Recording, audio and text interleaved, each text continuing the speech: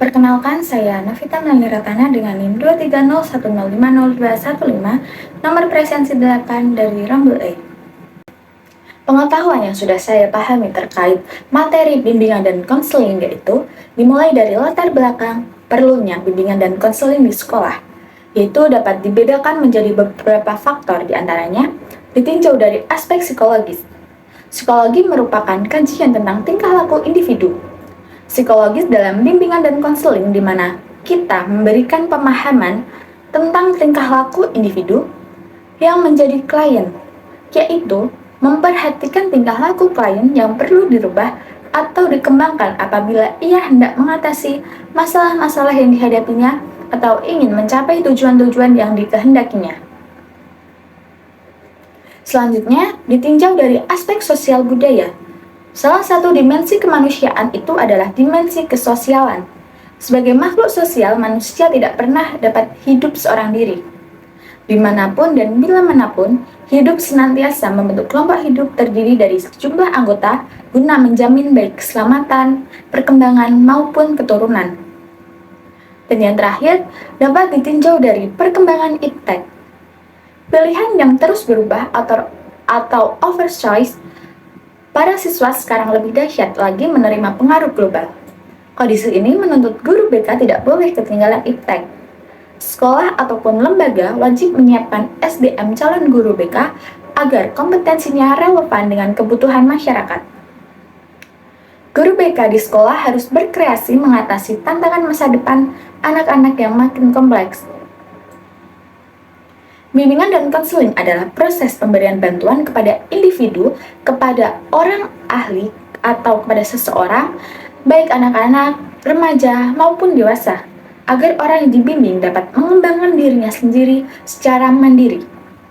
Dan konseling sebagai proses pemberian bantuan dilakukan melalui wawancara konseling oleh seorang ahli atau konselor kepada individu yang sedang mengalami suatu masalah atau klien yang bermuara pada teratasinya masalah yang dihadapi klien. Adapun persamaan dan perbedaan dari bimbingan dan konseling terletak pada tujuan yang hendak dicapai, yaitu sama-sama diterapkan dalam program persekolahan, berusaha untuk memandirikan individu dan norma-norma yang berlaku di lingkungan masyarakat. Lalu, mengapa guru itu harus membimbing? Karena guru membimbing siswa merupakan peran yang penting dalam perkembangan siswa, yang berperan sebagai fasilitator, motivator, dan bimbing bagi siswa. Bimbingan yang diberikan bertujuan membantu siswa dalam memahami materi pelajaran, mengembangkan potensi diri, mengatasi kesulitan belajar, menumbuhkan rasa percaya diri, dan membentuk karakter dari siswa. Guru membantu siswa dalam membentuk nilai moral, etika, dan sosial pada diri siswa. Adapun urgensi dari bimbingan dan konseling. Bimbingan dan konseling memiliki peran yang sangat krusial dalam dunia pendidikan. Layanan ini bukan hanya sekedar kegiatan tambahan, melainkan kebutuhan mendasar bagi peserta didik. Dalam era yang semakin kompleks, siswa menghadapi berbagai tantangan, mulai dari tekanan akademik, masalah sosial, hingga perkembangan emosi yang dinamis. BK hadir sebagai wadah bagi siswa untuk mengeksplorasi diri, mengatasi masalah, dan mencapai potensi maksimal. Melalui BK, siswa dapat dibantu untuk memahami diri sendiri, membangun hubungan yang sehat dengan orang lain, serta mengambil keputusan yang bijak. Dengan demikian, BK berkontribusi signifikan dalam meningkatkan kualitas hidup siswa dan kesuksesan mereka di masa depan. Selain itu, terdapat juga kedudukan dari BK. Bimbingan konseling adalah kunci dalam institusi sekolah yang membantu mutu pendidikan yang terbatas oleh akademik, sosial, pribadi, intelektual, dan pemberian nilai. Kedudukan bimbingan dan konseling di dalam pendidikan terdapat 3 lingkup, yaitu yang pertama ada bidang instruksional dan kurikulum, yang kedua bidang administrasi dan kepemimpinan, dan yang ketiga bidang pembinaan pribadi. Bidang instruksional dan kurikulum mempunyai tanggung jawab dalam kegiatan pengajaran, lalu administrasi dan kepemimpinan dan pembinaan pribadi. Adapun 3 wilayah atau bidang dalam penyelenggaraan pendidikan formal yaitu yang pertama, wilayah atau bidang manajemen dan kepemimpinan. Wilayah ini meliputi berbagai fungsi berkenaan dengan tanggung jawab dan pengambilan kebijaksanaan, serta bentuk-bentuk kegiatan, pengelolaan dan manajemen sekolah, seperti perencanaan, pengadaan, dana pengembangan staf, sarana dan prasarana fisik dan pengawasan. Lalu yang kedua ada wilayah atau bidang. Pembelajaran yang mendidik.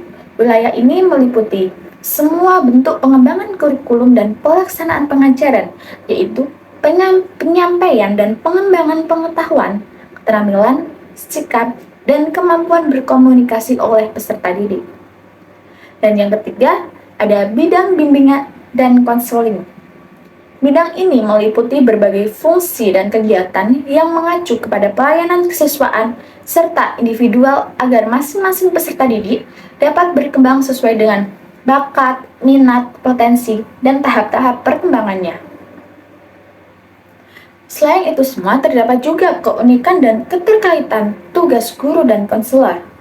Guru dan konselor memiliki peran yang saling melengkapi dalam proses pendidikan.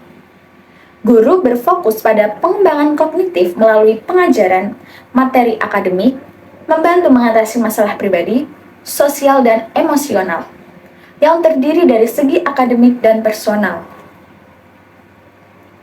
Adapun secara umum, tujuan bimbingan dan konseling adalah untuk membantu individu dalam mengembangkan diri secara optimal sesuai dengan tahap perkembangan dan ketertarikan yang dimilikinya dari berbagai latar belakang yang ada, serta sesuai dengan tuntutan positif dari lingkungannya.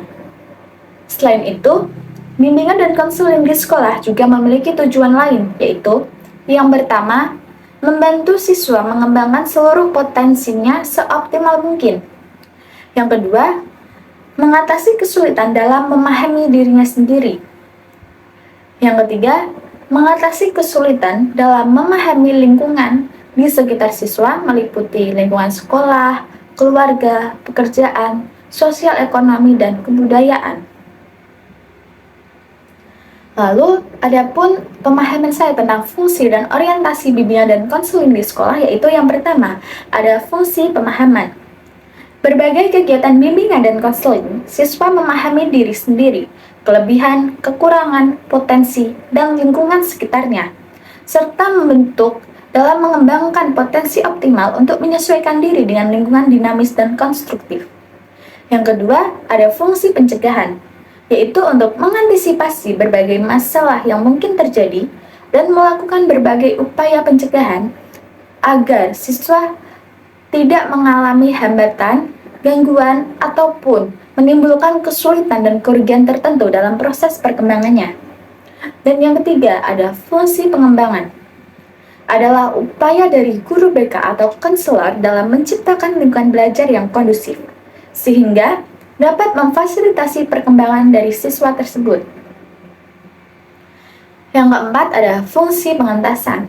Fungsi yang satu ini berkaitan erat dengan pemberian bantuan kepada siswa yang sudah mengalami masalah, baik dalam aspek pribadi, sosial, belajar, dan karir. Untuk menjalankan fungsi ini, guru BK atau konselor dapat menggunakan teknik bimbingan konseling berupa konseling perorangan, konseling kelompok, atau remedial teaching. Dan yang kelima, ada fungsi penyaluran. Ini adalah fungsi bimbingan dan konseling dalam membantu siswa untuk memilih kegiatan ekstrakurikuler, jurusan, atau program studi, serta karir dan jabatan yang sesuai dengan minat, bakat, keahlian, dan kepribadian dari siswa. Dalam melaksanakan fungsi ini, guru BK perlu bekerja sama dengan berbagai pihak, baik di dalam maupun di luar lembaga pendidikan. Yang keenam, ada fungsi adaptasi. Fungsi bimbingan dan konseling tidak dilakukan untuk siswa, guru, sekolah, dan para pelaksana pendidikan, karena adaptasi membantu para pelaksana pendidikan untuk mengadaptasi program pendidikan terhadap latar belakang pendidikan, minat, kemampuan, dan keperluan individu. Yang ketujuh, ada fungsi penyesuaian. Fungsi penyesuaian adalah fungsi bimbingan dan konseling dalam membantu siswa agar dapat menyesuaikan diri secara dinamis dan konstruktif terhadap program pendidikan, peraturan sekolah, atau norma agama. Selanjutnya, pemahaman saya tentang asas-asas dan prinsip-prinsip dari BK dalam melakukan bimbingan konseling. Guru BK juga harus memperhatikan asas-asas yang berlaku antara lain. Yang pertama ada asas kerahasiaan, yaitu guru BK merahasiakan data dan keterangan yang diberikan oleh siswa sehingga tidak boleh dan tidak layak untuk diketahui orang lain. Yang kedua, asas kesukarelaan, yaitu adanya kesukaan dan kerelaan siswa menjalani atau mengikuti kegiatan yang diperuntukkan baginya. Yang ketiga, ada asas kemandirian, yaitu asas yang menunjukkan tujuan umum dari layanan bimbingan dan konseling, di mana siswa sebagai sasaran layanan bimbingan konseling diharapkan dapat menjadi individu yang mandiri dengan ciri-ciri mengenal dan menerima diri sendiri maupun lingkungannya, mampu mengambil keputusan, dan lain sebagainya. Yang keempat ada asas kekinian, yaitu asas yang berfokus pada permasalahan yang dihadapi siswa di masa sekarang. Adapun gambaran terkait dengan penerapan pelayanan pendidikan BK pada peserta didik di SD itu dapat memulai hari dengan kegiatan refleksi singkat, di mana siswa diminta untuk menuliskan hal-hal yang mereka syukuri atau tantangan yang mereka hadapi. Saat siswa mengalami kesulitan dalam mengerjakan tugas, kita dapat memberikan bimbingan individual ataupun kelompok. Selain itu, kita juga dapat mengorganisir kegiatan ekstrakurikuler yang sesuai minat dan bakat siswa untuk mengembangkan potensi diri mereka. Dengan memahami dan menerapkan prinsip-prinsip PK, kita dapat memberikan pelayanan pendidikan yang lebih holistik dan bermakna bagi siswa SD. Kita tidak hanya akan membantu siswa dalam mencapai prestasi akademik, tetapi juga dalam mengembangkan diri menjadi individu yang seimbang dan mandiri. Lalu yang kedua yaitu tentang profil guru yang berkualitas. Profil guru yang berkualitas adalah seorang pendidik yang tidak hanya menguasai materi pelajaran, tetapi juga memiliki kompetensi yang luas untuk memfasilitasi tumbuh kembang siswa secara optimal. Guru yang berkualitas memiliki perpaduan antara pengetahuan pedagogik, psikologis, dan kepribadian yang inspiratif. Sebagai calon guru SD, saya ingin menerapkan konsep bimbingan dan konseling dalam pembelajaran, seperti membangun hubungan yang positif dengan menciptakan suasana kelas yang nyaman dan inklusif, serta menunjukkan perhatian tulus pada setiap siswa.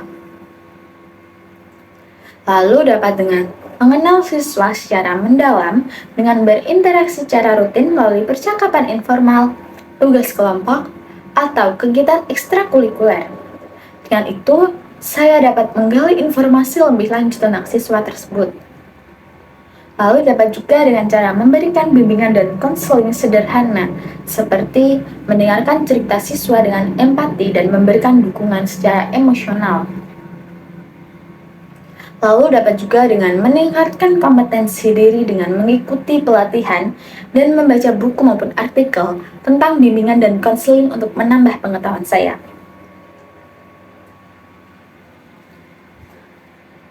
Selain itu, guru juga harus memahami karakter peserta didik, dikarenakan setiap siswa memiliki keunikan dan karakteristik yang berbeda-beda.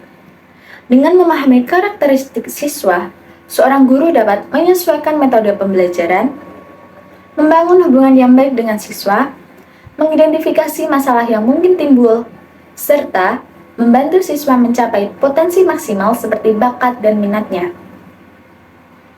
Adapun karakter siswa yang perlu dipahami oleh seorang guru yaitu dari gaya belajar siswa, minat dan bakat, tingkat kecerdasan, kepribadian, lalu motivasi apa yang disukai oleh siswa.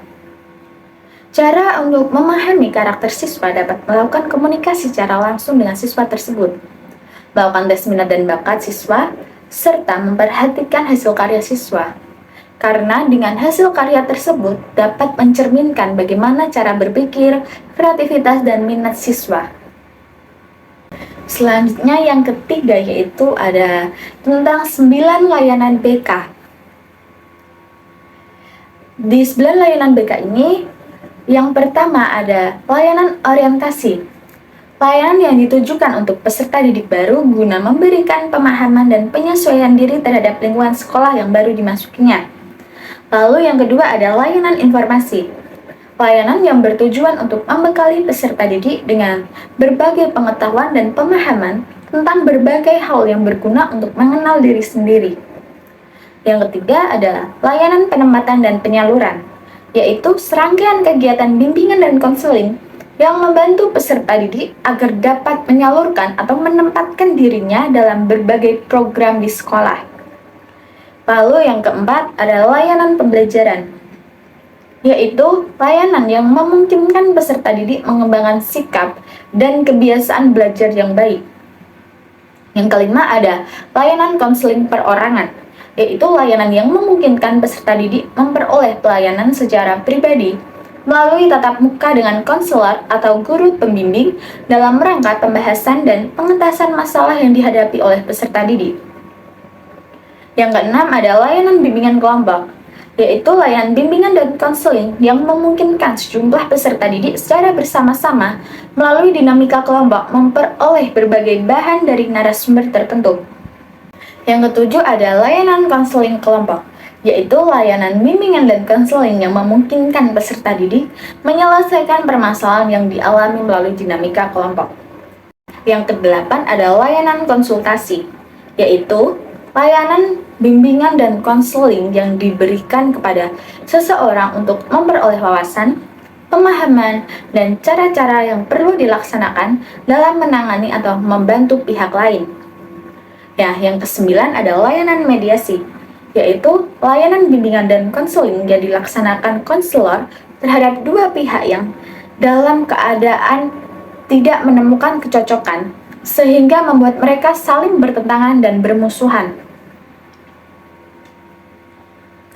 Adapun contoh implementasi dari 9 layanan BK di sekolah dasar yaitu pada yang pertama pada layanan pembelajaran. Guru dapat membagi siswa ke dalam kelompok-kelompok kecil yang heterogen berdasarkan kemampuan minat. Hal ini memungkinkan siswa dengan kemampuan berbeda untuk saling membantu dan belajar satu sama lain. Lalu yang kedua pada layanan konseling perorangan.